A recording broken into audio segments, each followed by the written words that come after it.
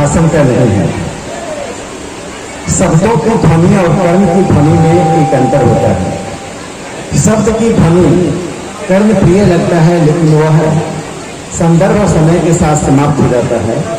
लेकिन कर्म की ध्वनि अस्थायी रूप से समाज को प्रभावित करता है। लखनिया स्टेशन जब मैं बचपन से आता था, कल मैंने फेसबुक पर लिखा, जो औपनिवेशिक काल में अंग्रेजों ने जो स्टेशन बनाया था, आजादी के बाद से उसी स्टेशन पर हम आते थे। लगातार गिरावट होती रही। जब मैं छोटा था तो अनुभव नहीं कर पाया, बड़ा हुआ तो अनुभव हुआ। हमारी माताओं और बहनों को यदि शौच जाना हो, किसी को पानी पीना हो, किसी को ट्रेन के लिए प्रतीक्षा करनी हो, यह स्टेशन इतना अनुपयुक्त हो गया। मकरे का जाला, एक ही खिड़की से रिजर्वेशन के लिए लंबी कतार, टिकट के लिए लंबी कतार। पीढ़ी दर पीढ़ी इस क्षेत्र के लोगों ने लखनिया और साहेबपुर कमाल स्टेशन पर, जो इसकी न्यूनता के कारण, सरकार के आलस्य और सरकार की उपेक्षा के कारण हमारी पीढ़ियों ने दुर्दशा सही। स्टेशन की दुर्गति का सीधा प्रभाव यहाँ के लोगों के जनजीवन पर पड़ा है। रेल एक ऐसा साधन है जो छोटे बच्चों से लेकर वृद्ध तक, छात्रों से लेकर व्यवसायी तक सबके लिए उपयोगी साधन है, सबसे लोकप्रिय साधन है। उसकी यह दुर्गति थी। जब हम लगातार निरीक्षण करने आए, सुधार होता रहा। जब माननीय प्रधानमंत्री श्री नरेंद्र मोदी जी ने अमृत भारत स्टेशन की योजना शुरू की, तब हमने लखनिया, साहेबपुर कमाल और सलौना 3 स्टेशन के लिए हमने मांग डाली। मैं माननीय प्रधानमंत्री जी को इस बात के लिए साधुवाद देता हूँ, हार्दिक धन्यवाद करता हूँ, उनका अभिनंदन करता हूँ। इस गरीब क्षेत्र के तीनों स्टेशन को उन्होंने अमृत भारत स्टेशन में शामिल कर लिया है। आज लखनिया की सूरत वह सूरत होगी जिसकी हमने कल्पना नहीं की थी। आज साहेबपुर कमाल की सूरत वह सूरत होगी जिसकी वहाँ के लोगों ने कल्पना नहीं की थी। साहेबपुर कमाल में तो मिट्टी का टीला था प्लेटफॉर्म पर। मुझे लगता था कि हमारी माँ, बहनें, वृद्ध यदि कोई ट्रेन पकड़ने जाए तो ट्रेन की जगह कहीं ट्रेन की लाइन पर ना चली जाए। लेकिन आज सूरत बदलेगी। नेहरू युग और मोदी युग में क्या बुनियादी अंतर है, उसी कर्म की ध्वनि से दिखाई पड़ रहा है। एक जनप्रतिनिधि का काम, जब तक वो जनता का जनादेश होता है, तब तक जनता की समस्याओं के बीच उलझना, उनको सुलझाने के लिए निरंतर प्रयास करना। यदि ईमानदार प्रयास होता है तो उसका परिणाम निकलता है।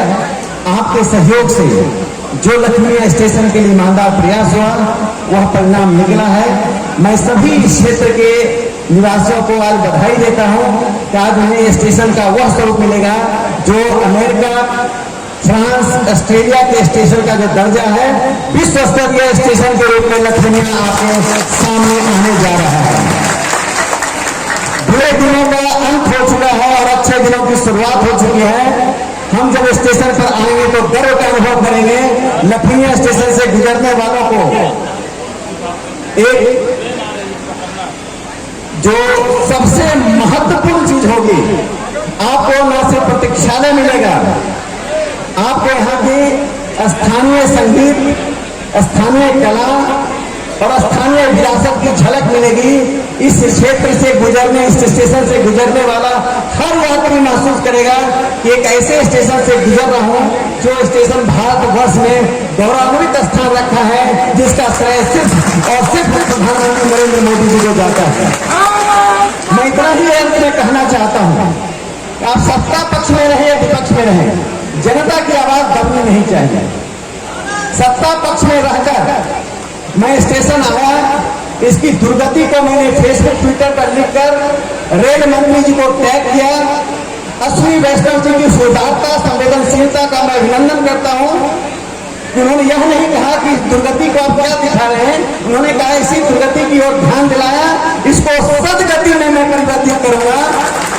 सबसे पहले लखनिया में दिल्ली से आने वाली ट्रेन का एक ठहराव हुआ, जो इसकी एक बड़ी उपलब्धि है। मुझे आशा है कि आने वाले दिनों में जब यह स्टेशन पूर्ण रूप में नहीं अनेक ऐसे ट्रेनों का ठहराव होगा जिसकी कल्पना भी आप जिसकी मांग भी आप कर रहे हैं, जिसकी मांग भी आप नहीं कर रहे हैं। यहाँ से जाते जाते मैं दरौली फुलवरिया वो भी स्टेशन हमारा सौतेला में है, हर स्टेशन बेगूसराय और लखमीनिया ही है।